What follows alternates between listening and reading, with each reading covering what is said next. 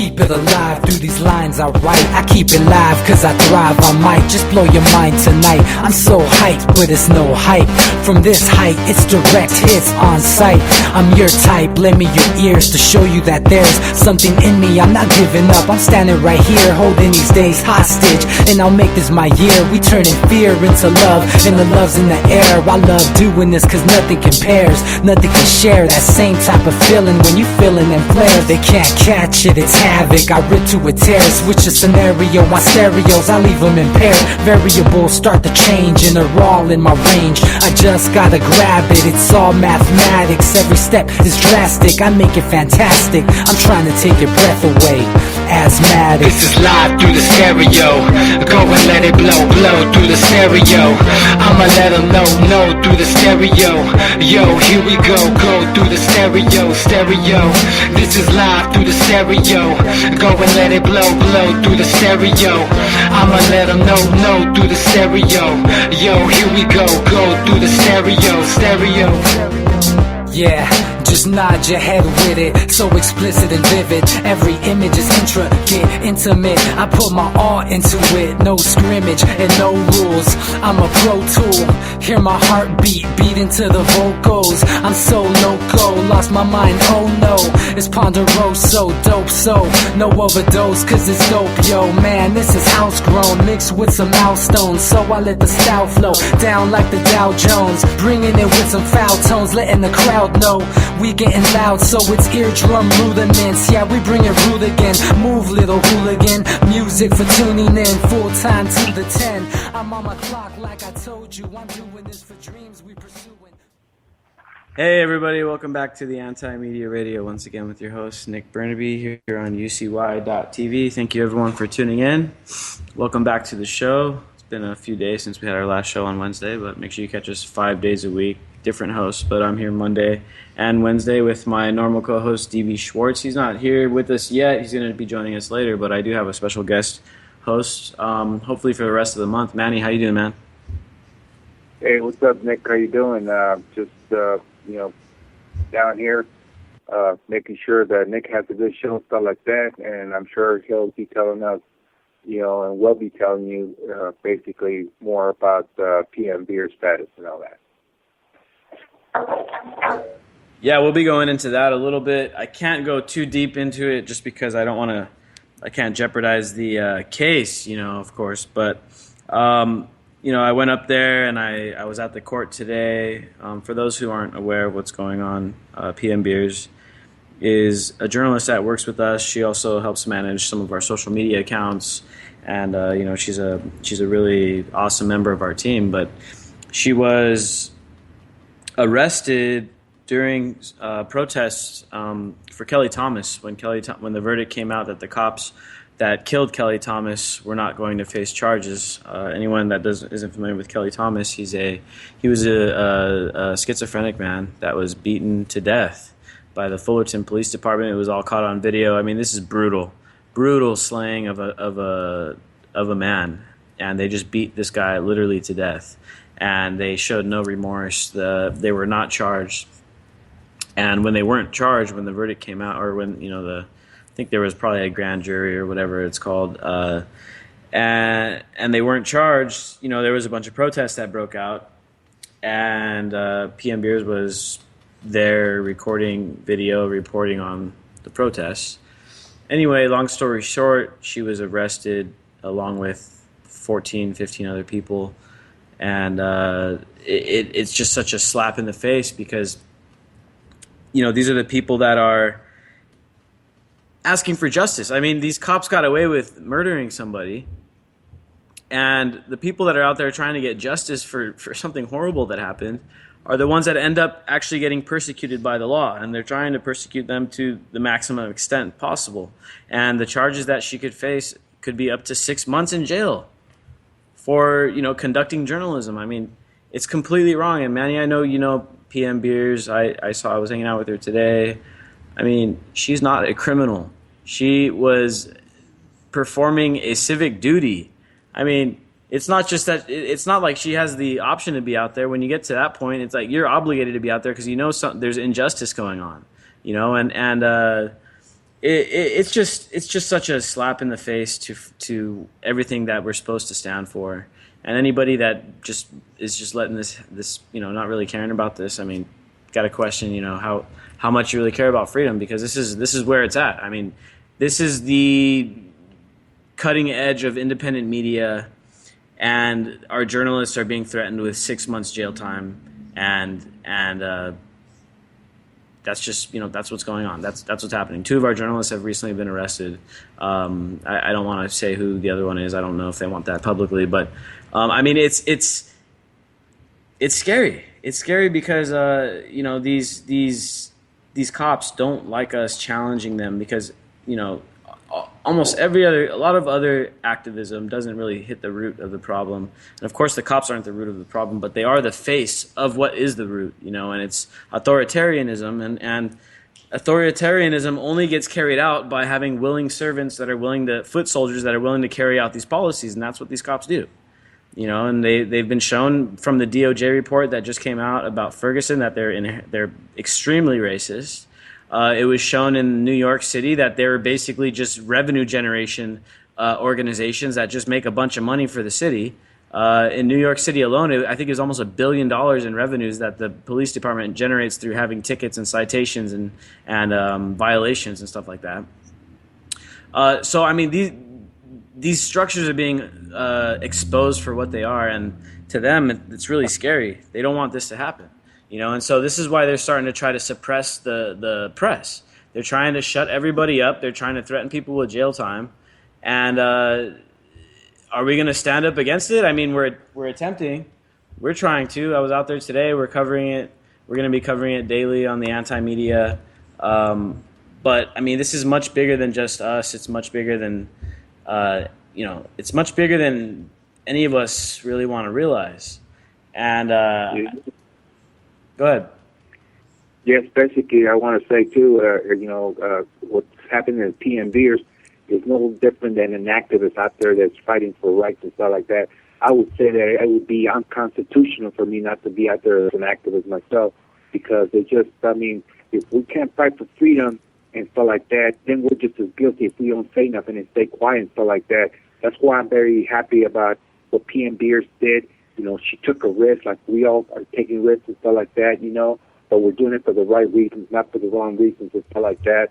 And so now, with everything that people are fighting around the world, it's become everybody's fight. Look what's happening in Brazil. It's amazing. 1 million people. I wish that we could have 1 million people standing in Los Angeles right now, seriously, just completely going after all this. Teacher gets killed in Mexico City. 65-year-old teacher got wounded so bad by the federal cops that he died with his wounds. I mean, I could not believe the picture. It's just frightening that, I cannot stay quiet, and I can understand PMBers cannot stay quiet. So everybody that's listening to the show has to support PMBers all the way. Exactly, man. And sometimes I get tired. Sometimes I get burned out with doing so much and going to so much activism, going to so many marches and protests and rallies and speeches and stuff. But the thing is that once you understand what's going on, it's kind of like it's sad to say, but it goes back to that whole Matrix concept. It's like, I mean, kind of once you know what's going on, it's ignorance or bliss. Either you know what's going on and you feel like you got to do something with it, or you know what's going on and you choose to go back into the Matrix. And I think that's where a lot of people are at. So one thing that's keeping people from crossing over is that they're afraid. But the thing is that the situation that will result if we don't cross over, if people don't start realizing what's going on, is a lot worse. I mean, all full-on totalitarianism is a scary prospect, and I don't think anybody wants that. So I think people need to stand up for these what may be perceived as small battles. Yeah, it's just one journalist for a small media network like ours, and actually it's 2 journalists, one from InLeague Press, one from the Anti-Media. And of course, PM Beers has her own news network going as far as her own outlet with Ustream. She got a really nice, really big Ustream following and stuff too. And it may seem insignificant, but I mean, these are the little encroaches that are the most dangerous because they keep adding up, adding up. Think about recently who's been thrown in jail that were journalists. I mean, there's that guy that was threatened for not giving up his sources. There's been Jeremy Hammond, Chelsea Manning, Edward Snowden can't even come back to the country. I mean, the idea was floated out there a couple weeks ago. I don't know if it was floated by him or anybody else, but the fact of the matter is he doesn't want to come back to the country because he knows he's going to get hit with basically the same thing that Chelsea Manning's getting, if not worse. 30 years in prison is not something that a young 30-year-old guy wants to do, you know, and it all starts adding up and adding up, all these little ripples, all these little advances against freedom of the press. They keep adding up, and then, you know, we never really got too far into this whole net neutrality thing, but, you know, in the end, it's the FCC now in charge of it, and we all know the FCC has been having a bad reputation for a really long time. FCC has been censoring music, they've been censoring videos, they've been on TV and stuff like that for a long time. Now we're putting them in charge of the internet. I mean, all of these things keep adding up against the free press, and even though they keep encroaching, the networks keep growing. Our organizations keep growing. The Anti-Media now is in the top 7,000 websites in the world. But at the same time, the stronger and the more organized we continue to get, the more rights they're going to try to erode, the more fear tactics they're going to try to use against our people, just like they're using against PM Beers, just like they're using against AJ, which is the other guy that's being tried with her.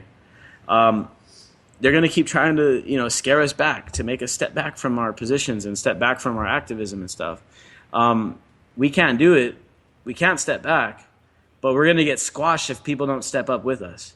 You know, and if we're just going to stand out there and try to fight and try to swing into the dark, that ain't going to work. We got to keep rallying people. We got to keep motivating people, keep spreading the information. Everybody listening, share the link for the radio show if you haven't already. I mean, that helps us out. Maybe 5 of your friends, 10 of your friends see it on your social networks.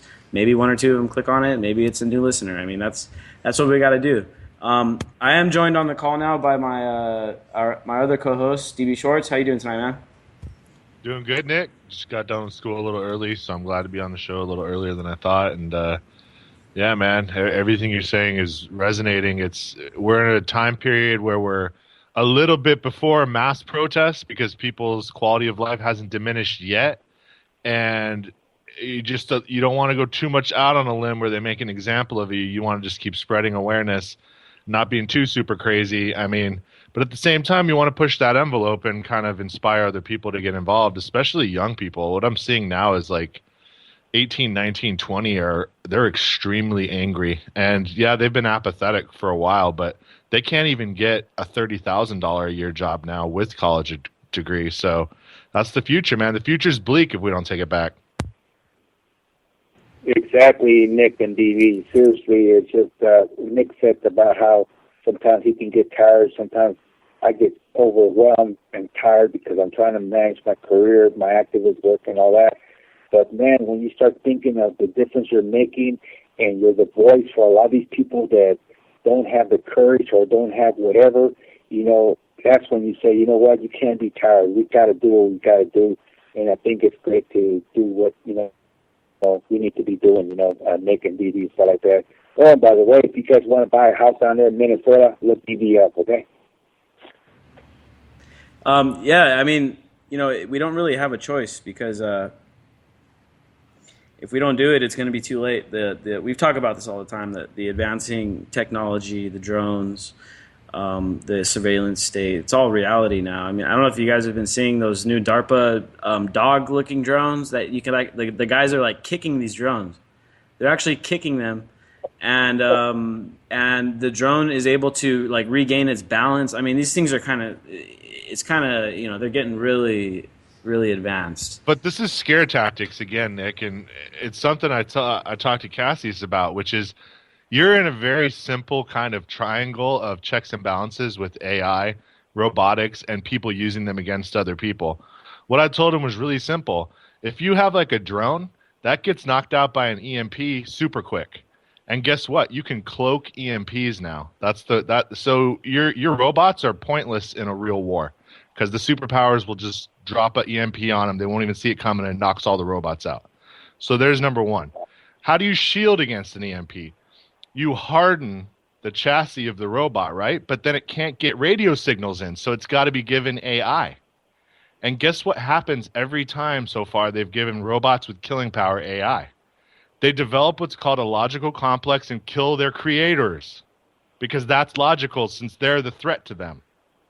So you see the loop we're in right now. We don't have to worry about robots for a while. What we got to worry about now is stupid, desperate people with no morals keeping all the good people down. We got to get rid of them. Yeah, and like anything else, technology, of course, is it's two sides of a coin. I mean, it could be good or it could be bad, and it's just like GMO technology. I mean, there's some GMO technology that is used for good to make medicines and stuff like that. There's some GMO technology that's used to make herbicide resistance, which creates more pesticides on the food. That's bad. And just like these drones, just like automation, and we talk about this, this is a recurring subject here on the show, about the future of automation, the future of machines, robots, drones, and, I mean, look at it. In the U.S., most manufacturing in the U.S. is already done in a major way by robotics or by machines or by, drones or whatever. In China, yeah, they're still using a lot of manual labor and all that stuff. But even in China, they're starting to modernize a lot of these factories, and they're shifting away from all the working, having to have a bunch of labor, a huge labor force, to having just several thousand robots that take care of all the work. And you don't got to give the robots health care. You don't got to worry about the robots getting hurt. You don't got to worry about robots committing suicide and all that stuff. And that's the horrible side of it, because then it's going to, for instance, in China, if they start implementing a bunch of robots right now, I mean, all those people are going to be out of work, and then that whole economy that they've been building up, it's going to be, who knows? I mean, it's not going to be pretty. Well, you have to give people what they need to live for free then, Nick. Oh, no. Or you have a massive 1.3 billion people revolt, which the government knows they can't keep down. So, the hyper-capitalism problem going over there is actually going to turn into, like we've always said for years already on this show, Maslowian socialism. You're just going to have to give your citizens what they need to live for free. And then if they can get education and actually get a job that's in demand, go up the rungs and acquire more skills and knowledge, then they'll have the luxuries. But, I mean, we're at the point now we can give people all the stuff they need to live for free. We just got to work on, keeping the population level right now, not going to 10 billion, staying at what we're at. We're good to go. But we got to do things like that. Otherwise, people keep fighting over resources. We don't need to fight. We have it. We're post-scarcity. Why don't people get that yet?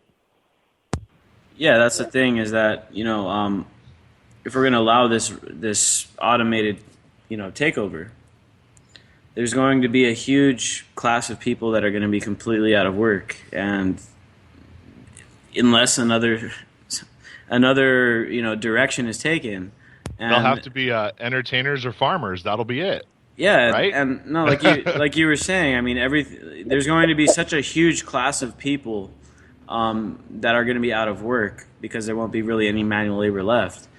Well, then something's going to have to be done about all those people. And I mean, what you're saying in China would be the most positive probably outlook, because the other side of things is that they end up going to war and stuff, and that's something that's hopefully it doesn't happen.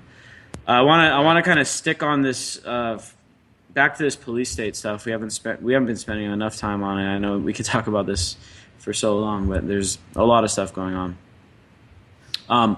There was a victory today, or this weekend actually, yesterday, in San Diego, because I don't know if you guys have heard about this story, but there's a couple guys here in San Diego that are facing up to life in prison. One guy he posted gang signs on Facebook with his, he was making gang signs with his hand and had pictures of it, and he posted on Facebook. And the other guy has rap lyrics that supposedly condone violence. And the whole thing that's going on is that these guys are being charged under this crazy law that was passed in 2000 in California called Penal Code 182.5, which can incriminate anybody that, in a very vague way it's defined, benefits from a gang crime. So basically what the San Diego district attorney is trying to argue is that these guys, the guy that's a rapper, benefited from people that were in a gang that he's affiliated with killing people. Therefore, he should face the same penalty as the guys that actually killed people. And then the other guy that put gang signs on Facebook, even though he has zero criminal record ever, they're trying to charge him with life in prison because a gang that he's affiliated with also committed a crime. So the victory was on Sunday because they brought they got 500 people to turn out to this rally to oppose this 182.5 penal code. And they got like 7 of the 9 charges against these guys dropped so far. So it's a partial victory, I think, as far as, how this opposing the police state goes. California has been on a pretty decent a decent path to decriminalizing drugs and lowering the police state, lowering the drug war. Of course, we still got the killer cops, just like the ones in Fullerton, just like the ones here in San Diego, just like in LA, that just recently killed that guy on Skid Row. But I think we're making steps in the right direction. And so here in San Diego, we had a small victory. We got to talk about the victories because every now and then we do have a win. It's not always just the government encroaching on us. Sometimes we take some back, and this is one of those times. We got this other story here, which is, just crazy. But there's a kid that, he basically brings a leaf to school, and his school accuses him of bringing weed to school. And then they test this leaf, and it turns out that it's not weed. But then the kid still gets suspended for a year. And they're trying to charge him with a criminal offense. And it's just these guys are still at certain points in time, even though we've made strides against the drug war, everyone's starting to talk about legalizing drugs. And this is in Virginia, which isn't too horrible on weed policy, but they're pretty bad, obviously. Can't parents with children with cancer just really sue for not having access to medicine that would possibly cure their children's lives? Because there's plenty of test cases now in Colorado since it's been legalized where children have gone into full remission by their parents moving there and having them drink the CBD oil daily. So this is going to open a whole can of worms for the right lawyer with balls who's going to say, look, you're going to try to deny our children medicine, you mother effers, because this is unconscionable how many children die in California every year from cancer. Yeah, and this isn't even weed. It was a leaf from a tree or something. But you got to spin it some way because they're going to bring this thing to court. It has to go to court, and it's such an asinine notion that it needs to be bridged into something that actually will gain traction. Which is, hey, if you're going to do something as stupid as this, which is just a 4-leaf clover or whatever, and you're denying medicine to dying kids, you assholes. You know what I mean? Yeah, man, it's another case of serial hypocrisy. Nothing, it's to be expected nowadays. Go ahead, man. He could argue that he was getting ready for St. Patrick's Day tomorrow. Yeah, that's discrimination against the Irish. Yeah, man. This goes back to this whole case in Fullerton with PM Beers. And it just shows this hypocrisy that's been going around. The guys that do the true crimes, the people that murk people in the streets, like Kelly Thomas, he was murdered. He was beaten to death. If it was done by anybody else, those people would be facing, 30 to life, maybe. And since it was the cops that did it, there's just zero accountability.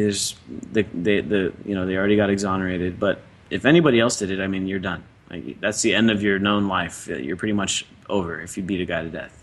And so it kind of just goes to show, man, they allow these pharmaceutical companies to push heroin and, all these different drugs that are just absolutely devastating to so many people in this country right now. In fact, more people die from prescription drugs overdoses than they do from the illegal stuff. People shooting up heroin don't even die as often as people popping pills, So it's the serial hypocrisy, and this is just, to me, this is the drug war just taken too far.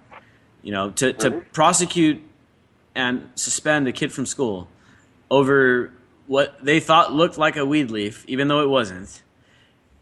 And they don't want to back down from it either. They're not trying to back down and say, okay, yeah, we made a mistake. No, they're trying to prosecute this kid. I mean, it's absolutely insane. It's absolutely insane that, what can go on in some of these states and what these politicians, what these, this legal system can, do. It's just insane. And then back to the whole DOJ report from Ferguson. I mean, it just goes to show it's all racially based, racially biased. It's all revenue generation. That's all it is. Stick a kid in jail for weed, make him pay a couple fines, run him through the system, make him go to the rehab. That's somebody's got to pay for it all. And somebody's making money from it.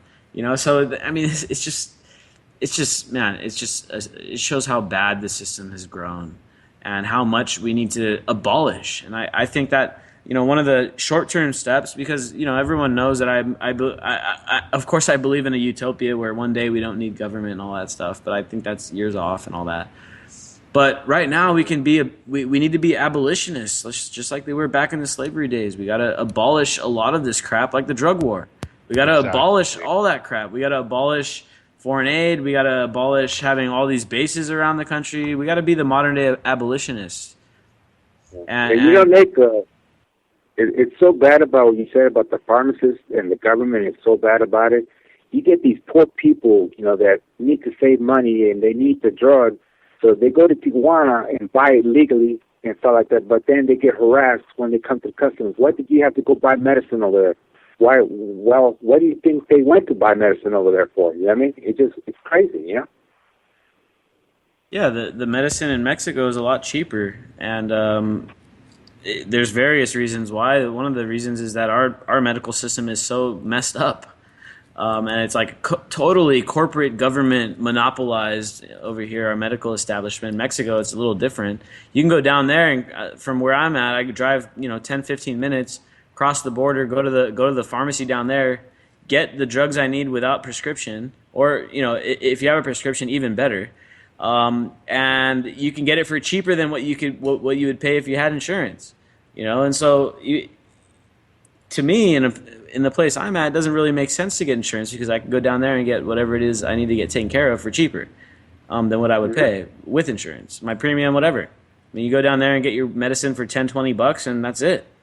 You don't got to worry about paying a monthly fee. You don't got to worry about nothing. But then you got to cross it back across the border, and our government's like trying to restrict you from bringing your medicine back because they don't want you competing against the medical establishment. You know what I mean? Just like the cigarettes. The cigarette packs in Mexico, in Tijuana, 15 minutes from where I live, you could pick up a pack of Marlboros for like $2 to $3 because of the way that they tax it is a lot different down there in Mexico. And they limit you from bringing back more than 2 cartons at a time, because they're so afraid of letting people compete against their government corporate monopoly. And let's not pretend that the big tobacco isn't so far deep in bed with the government. I mean, that's a given. They're one of the oldest. Everyone knows big tobacco's in bed with the government, even before big pharma. So that's what they're doing. They've created this system that's so corrupt and it's so rigged to benefit corporations and make very few people rich that they don't even want people competing with that system. And you remember a few years ago there was all the controversy with the Canadian pharmacies, the online Canadian pharmacies, and the media was like, oh my God, it's so bad, the Canadian pharmacies, they're killing people and all that stuff. Well, the reality of it, of the whole thing was that they were cutting into the profits of big pharma, and they're like, in the media, of course, they're all these companies are owned by the very similar companies, if not the same companies, the same shareholders, the same board members. So the media comes in like, Canadian online pharmacies are the devil. Nobody should be buying from that. It's killing people. And everyone like, okay. And then they pass a bunch of laws that say, okay, well, now it's illegal. So now you can't import, you can't buy the Canadian pharmacy goods because now if you get caught, you're going to go to jail. And that's just a symptomatic of what this whole system is doing. The cops, I mean, it's all revenue, it's all corporate, like the privatized prison systems. Man, these guys, it's the worst of the worst. It's the worst of socialism, it's the worst of communism, and it's the worst of capitalism, all combined into one horrible beast, which is what's become the American empire, man. And we're just a little spoke in the wheel that's trying to, we're just like a little bent spoke that's trying to escape. But Time one to counterbalance. yeah, one sometime or another, after enough wear and tear on the people, eventually they get tired of it. And like DB was saying, the young people, these 19-year-old, I can't tell you how many 19-year-old activists I know right now. There's a bunch of them. They have nothing to do, man. What can you do? I mean, What can you do? one of our writers, like Cassius, man, he's a 19-year-old young man, and he's got a bunch of activist friends, and all of his buddies are activists. I mean, dude, we're getting close to the point where the wear and tear is about to be to the point where we hit the breaking point. And as soon as all of our parents retire, dude, they're not going to replace them. Do you know what I mean? They're not going to replace these white collar jobs. They're going to be automated. So all they're going to have left is a complete welfare country with no manufacturing. That this could be headed off by going back to cottage industries of 3D printers in every home. Have a guy get really good at CAD. Have another person be a designer. Another one a marketer, and another one's actually like running the freaking machine. You have 4 people making $1 million a year if they're making a good product. Yeah, man. That's how we could change things, but it has to start and be like with the quickness. When there's these waves of layoffs, we have to have like some kind of government grant program where they just give people like $5,000 if they're going to start a company. Like, you owe us. We know there's going to be no Social Security. Give me my $5,000 right now. Yeah, man, and that's the thing. We're basically at this fork in the road, right? And this fork in the road could either be where we go to a total corporate controlled techno democracy state. Well, it wouldn't even be a techno oligarchy basically, because we don't technocracy, Nick. Yeah, it'd be a technocracy because we don't have a democracy. Let's face it. Yeah. Or we can go, like you were saying, decentralized. We focus on 3D printing, new disruptive technologies, decentralizing our technologies and our grids and our necessities, our staples, our commodities. We can go that route, or we can go the route of total Walmart, takeover of everything. Maybe not just Walmart, but you know what I'm talking about. Walmart, Monsanto, Apple. I mean, these guys are going to take over the world if we don't allow this open source revolution. Right. We're at that fork, man. Well, there's about as much open source technology out there as there is this corporate controlled technology. Well, are we at that fork in the road now, Nick, where the people who are aware that we really fighting the machine would be suicidal, let's find a way around it. Let's make our own micro communities. Let's get off grid, and let's do it just by the nick of time. And the rest of the people that are stuck on grid are just going to be at the whim of and the mercy of people. But are they going to allow small communities off grid to even exist? Are they going to Waco every one of them? I mean, what's going to be the future of this place? Yeah, it's a good question. And it's something we can't fight them. If the only people that can actually change this country is our military. That's it. Our guns can prevent maybe an invasion from happening, but as far as for our own, if our own turn on us, there's nothing we can do. We cannot compete. So we've got to make it so that they want to change it too, because they're regular people like us, and make sure we have their back. I think that's what we're trying to do. Wake up so many people that eventually the military is going to be like, hey, if we try something, the people are going to be with us. Done deal. Yeah, I talked about that today, and with some people up in Fullerton, as far as fostering an environment, to where we can get this catalyst change going, where people are within the system are able to cross over and say, okay, yeah, no, something's not right. We shouldn't be trying to start World War III with Russia right now. This is wrong, completely wrong. I mean, if there was enough people in the military that came out and did that and said, you know what, we're not going to get deployed. We're not going to fall for this geopolitical match anymore. We're not going to go fight for resources. Then, I mean, that would be a game changer. But we're not at that point yet. We got to first keep building this, keep building up this awareness level and keep spreading the information about what's going on. Sooner or later. Go ahead. That's why Ron Paul really had no chance, Nick, because that was one of his major agendas. Was he wanted to bring all the troops home and make us a citadel, make us so that 9/11 could never happen again, because we would protect our country. and stop with the imperialism, which just doesn't really work anyway. So that's why he could never be allowed on the docket. But that's exactly what we have to do now. Well, you're right that the imperialism doesn't work for most of us, but it works for some people, right? There's a few people. Does it? I mean, think about it, Nick. What's going on behind the scenes right now? Why are things going on crazy in Russia right now? I mean, people are being offed left and right. Elites are going after elites now.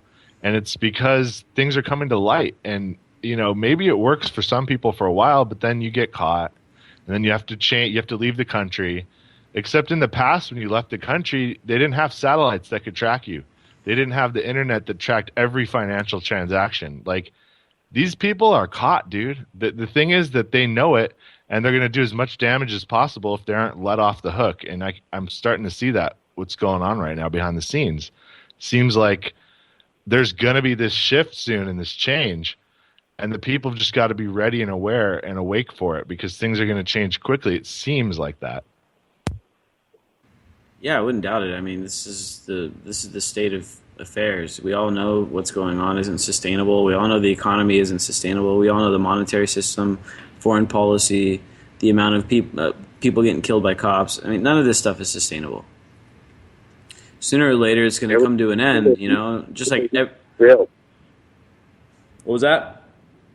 We need to do what they did in Brazil, like a million people marching down Broadway, down in San Diego, and marching up here in L.A. You know what I mean?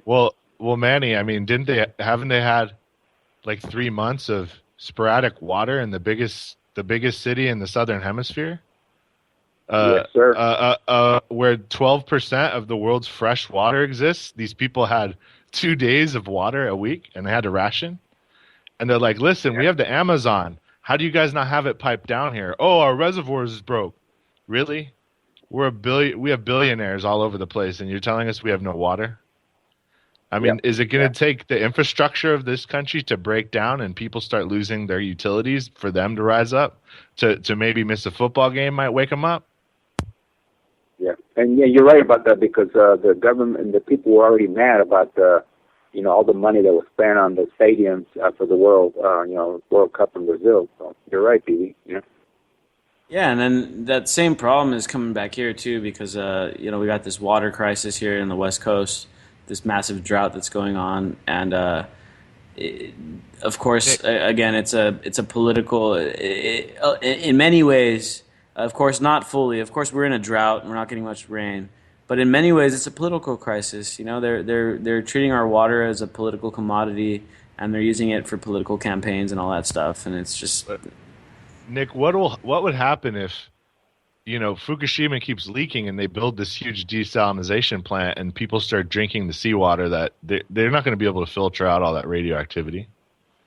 There was just a article that came out yesterday, the day before, about a tea shipment that was coming from Japan that was headed for the UK that was found to have good amounts of radiation, higher than normal, of course. And there's been reports out of Japan where the polling numbers show that most of the people are refusing to eat the food that's coming from the area because they're still producing food out there. If the locals aren't eating it, well, guess what? It's being exported, and we're probably getting some of it. And that's just it goes further. It goes into this whole thing we talked about: technology, whether we're going to have corporate-owned technology or decentralized technology. Well, a nuclear reactor by design, no individual is going to own a nuclear reactor. I mean, this is definitely a centralized piece of equipment that generates electricity for a lot of people. In the U.S., the nuclear reactors still generate electricity for millions and millions of people. The one here in San Diego is just recently going offline. Of course, it's like, a 20-year cooling period it takes to shut this thing all the way down, and who knows how much that's going to cost. They're sticking a fault line. Yeah, and all the profits from that nuclear reactor were being privatized, and then they're trying to stick the taxpayer with the closing down of it, and because it's you got to have people working there for 20 years, even though it's not generating any electricity. And they're trying to stick that cost down on the taxpayer, of course. And this is the danger, and this is why we keep that. And it goes back to the whole healthcare system. The healthcare system is ruined because of the same problem. It's a monopoly. It's a government and corporate monopoly, and one hand washes the other. One hand gets the subsidy. There's a big article we're gonna work on tomorrow, man. This is breaking out of Zero Hedge. I mean, this is crazy. This just came out today. There was a new study. I guess you could call it a study. That people compiled some statistics. Get this: for every dollar spent influencing U.S. politics, guess how much corporations get back for every single dollar? $760. So we're talking about anywhere between 6,000% return to 22,000% return, depending on the industry. For every dollar that they get, that they quote unquote invest in hiring, congressmen and presidents, politicians, all that, lobbying people. That's what they get back in return. And we're only talking about federal contracts. We're talking about federal money coming in. We're not even talking about them influencing policy that would positively benefit their company, even if it's just with the consumer, and not even talking about like federal contracts, federal money. I mean, this is not even including those numbers. I mean, this is absolutely insane. But I mean, it just keeps going on and on and on and on. People keep voting and voting, and everybody thought Obama was going to put an end to this shit. Obama was supposed to be the most transparent. He was supposed to end the lobbying. He was supposed to get money out of politics. He was supposed to end the wars and all that. I mean, that was a complete farce, right? That was back when we thought the president still ran things and didn't realize that they were basically like middle management, Nick. Yeah, well said. Yeah, exactly. I mean, it's just so crazy. We're gonna be putting out a big story on this tomorrow. I'm probably gonna write it, so keep an eye out for it, because this is just insane. There's even infographics that go along with this stuff, and this is what they do. This is what they're doing with the power supply. With I don't know. Everybody's got a local power company in a big way for the most part. Those guys are deep in bed with the government. Everybody's got to connect to the cable company, even if they don't watch TV. They got to connect to the internet, right? So you're in bed. Then you're working with Time Warner. You're working with Verizon. You're working with Cox or whatever. And they're deep in bed with the government. I mean, all these big, giant monopolies that are existing, or duopolies, or whatever you want to call them, they're companies that are protected by the government, and they have a monopoly upon a geographical area. And there's a word for it. I can't remember what it is. But I mean, zoning? Yeah, well, they use the zoning too to enforce. Yeah, their there's monopolies. regional companies everywhere, and they're only allowed to become national companies when they're at some certain profit margin. Then they're allowed to go, full IPO and everything.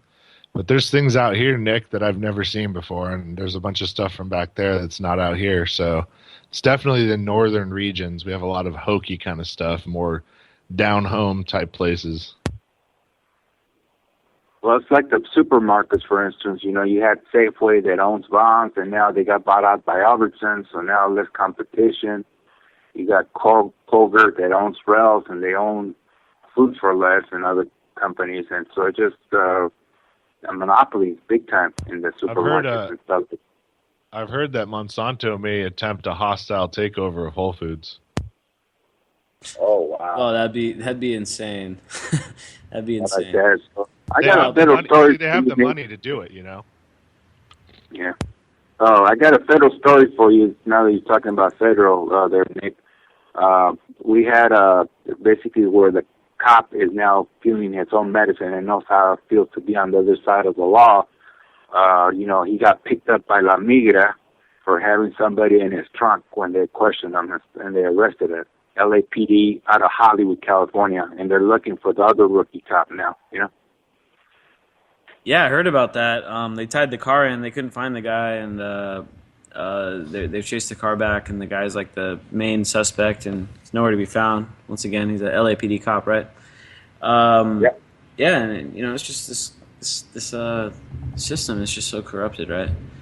And so it goes all the way to the top, right? So we got these Senate Republicans. We talked about this last show, right? We talked about Nixon, how Nixon broke the Logan Act. We got these Republican senators that all broke the Logan Act. They're trying to obviously incite war with Iran, which is a horrible decision because that's going to trigger, of course, the I mean, going to war with Iran is the precursor to World War III, right? And these Republicans are basically showing, yeah, that's what they want. They're trying to go to war with Iran, and they're willing to start World War III.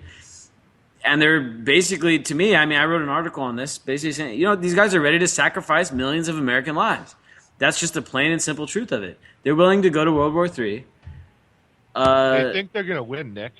I researched it, and I found out they had a space-based missile shield grid or whatever, and they anticipate they can hit Russia 4,000 times and only suffer 600 hits. They think they're going to win with that ratio. Yeah, and it's so reckless because it's going to sacrifice countless, all of us. you know, countless American military. Who knows how many if they are able to hit us here at home? Who knows how many Iranian or Russian, or whoever it is that we end up fighting? How many civilians we're going to kill? I was just reading the other day about the firebombing of Tokyo. I think it was Tokyo, right? The firebombing of Tokyo, where man, they killed 100,000 people, and this is with conventional weapons. They're firebombing them. This is before they dropped the nukes. Killed 100,000 people.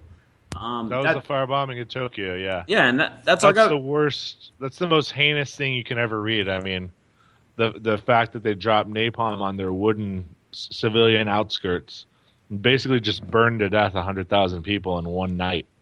It made the nuclear bombs look like merciful. You know what I mean? At least that's instant.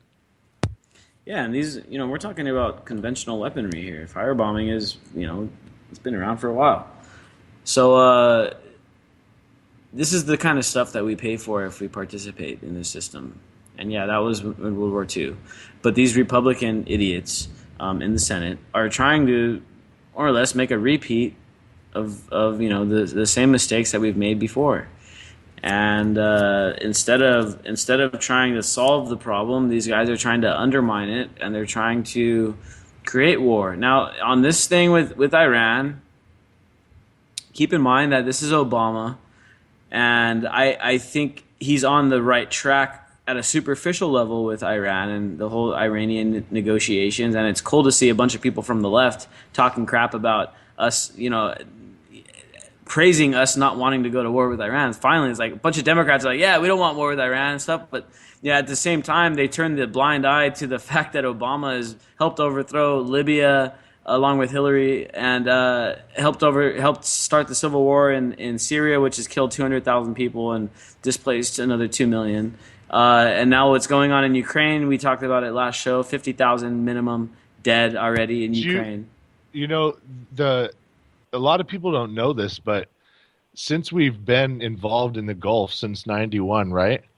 There's been 75,000 service members from the United States killed over the last 24 years. That's way more than Vietnam. But there's no massive protest against it because it's just been spread out over now we're talking about 12 years where we've been in Iraq. I mean, our losses are huge too. Huge. But it's just untalked about.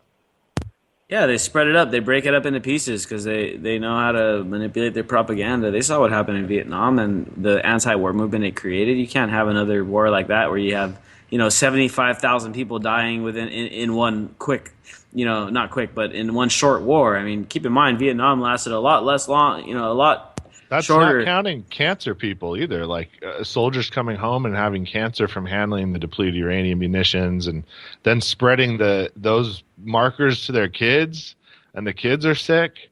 I mean, it's a whole new Agent Orange. Yeah, I mean, and then also the Agent Orange too that was used back in Vietnam. There's still people suffering from that. Not only the Vietnam veterans that are out on the streets, a lot of those guys are messed up because of the stuff that went on over there, including Agent Orange.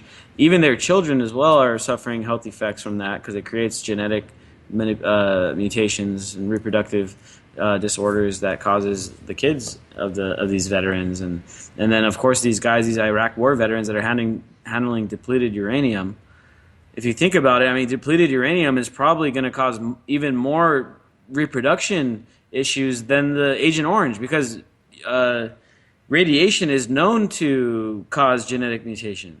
You know, and so these guys, these veterans, even the guy, let's just say it's the guys that don't have PTSD. They come home, they have 2 or 3 kids. I mean, there's a chance that one of their children is going to have some kind of really messed up genetic disorder because of the fact that they've had to work around all this depleted uranium. And these are the costs that go uncounted, like you said. And all these guys that have been dying over time in Iraq and in that general area, 75,000 Americans die over an amount, over 20 years. It's broken up into a few different conflicts, so then it's like, okay, well, I guess that's not too big of a deal. And then they come home and it's a slow death, and they get put on, like a disability kind of plan, and don't really actually cure these guys and put them through different rounds of chemo and just stretch it out. And then they're part of the health industrial complex. Right. They're part of exactly. They're in the cancer industrial complex, man. I mean, they let these guys go for 20 years, and they gave them the disease. So I think we have Baron Hines on the call, and I think we're going to go into Ukraine here because it seems like Ukraine is probably the biggest catch point, and as far as trying to prevent what we hope doesn't happen, but the stuff we were just talking about as far as world war situations and stuff, Ukraine seems to be the centerpiece. So I think we have Baron Hines on the line. How's it going, man? Is that you? Yeah, how you doing tonight? Pretty good. So we gotta jump into this stuff going on in the East. Before you go into the Ukraine, I just want to touch off on this Putin crazy paranoia. I don't know what to call it, but a bunch of people that I know, my personal friends, and a bunch of people on my news feed and stuff are like, "Oh my God, Putin's missing. The Kremlin's on fire. Putin's bodyguard is dead."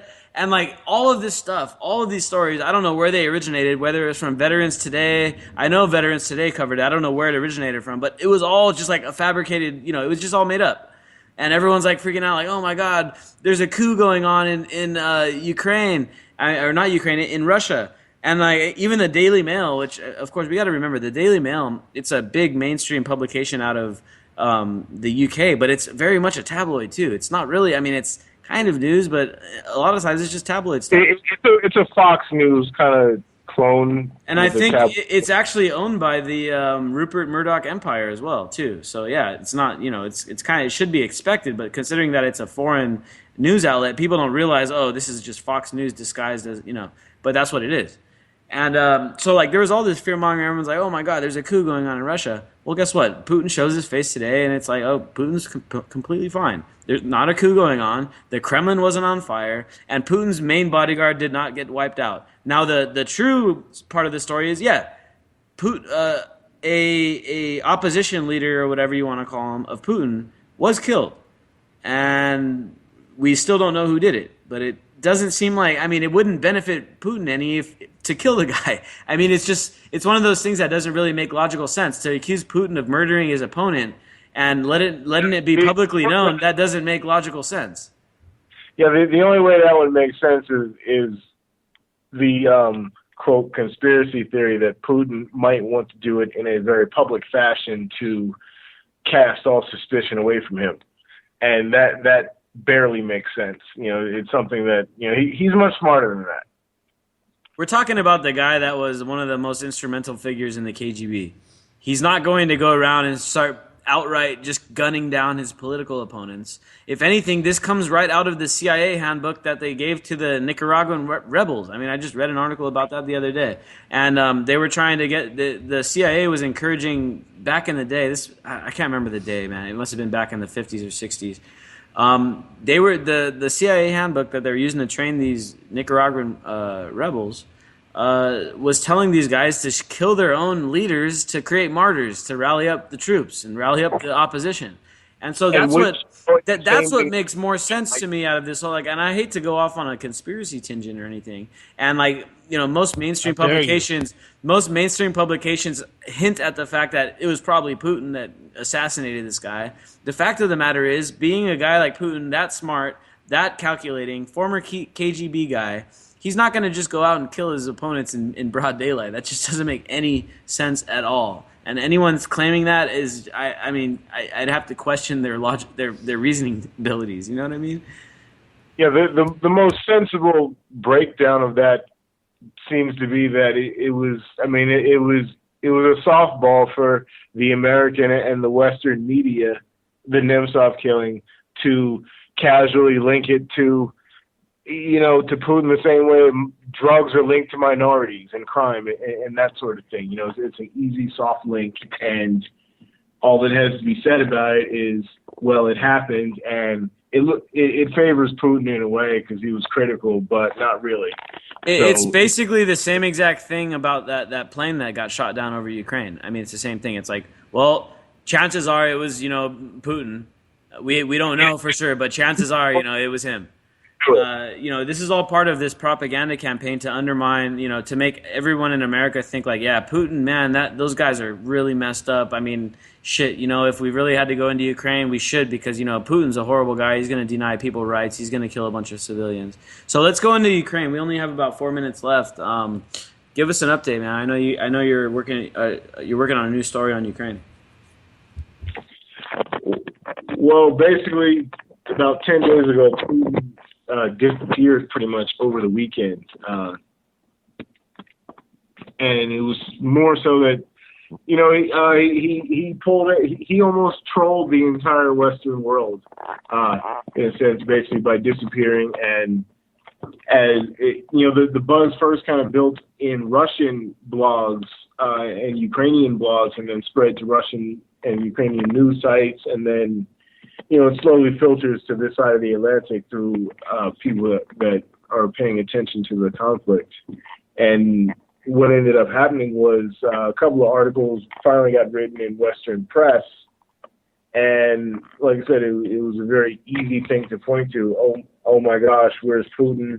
At first, it was a rumor that he had the flu because he canceled a meeting with the Kyrgyzstan president, which basically today was what was rescheduled, which he was actually seen in public for the first time in those 10 days. And at the same time, they basically just announced that about 40,000 troops are going through what they call snap readiness exercises in different parts of the country, just, basically getting ready for war and calling it a drill. The drums seem to be beating louder and louder. The irony is that the Zero Hedge article here mentions at the end, it's got a tweet out of NATO showing some new NATO armor, trucks and personnel carriers and things like that arriving in Estonia, which is literally right on the border with Russia. So, the irony is that Putin is the aggressor all the time in the Western media, but it's not aggressive to take Western assets and put them back on the Russian border through NATO. Yeah, and to bring this home, it's like, it'd be like if Russia came and stationed a bunch of troops in, I don't know, Quebec, or, right there in Canada, right by New York, or here in Mexico, in Tijuana. I mean, are we gonna, sit by idly and just be like, oh yeah, that's all happy and good. They're doing it for the right reasons. They're putting tanks into Tijuana for the right reasons. You know what I mean? No, we're not. We're not going to think that. If a foreign superpower was putting artillery pieces right on our border, I think we'd be slightly concerned. And so this is, as you said, man. I mean, these drills and stuff. It's all preparations because Putin sees a writing on the wall. That may be why he was disappeared for 10 days. Maybe he was in a deep strategizing meeting. Maybe he was meeting up with maybe they had an Eastern version of the Bilderberger meeting. I don't know. Maybe they were all putting their heads together. I mean, who knows? I think part of what happened is Putin took the opportunity to make a major chess move. I mean, it basically took the spotlight off of Russia and changed the conversation completely. That's the game, is to manage the press and especially manage the level of Western propaganda in which direction it's blowing. Yeah, man. And so this Ukrainian thing, everybody's got to keep an eye on this. I think we got to oppose any kind of Ukrainian, any U.S. intervention in Ukraine. I mean, we put an article out on the anti-media last week about how we're already starting to send National Guard troops over there to quote unquote protect American assets, start to train the new Ukrainian government and stuff. I mean, it's dangerous stuff. We got to keep it in mind. We'll catch you guys tomorrow. We'll be here 5 days a week. Thanks for tuning in to the Anti-Media Radio. All the callers, thanks for calling in. Manny, thanks for co-hosting. DB, glad you joined us. Baran, peace.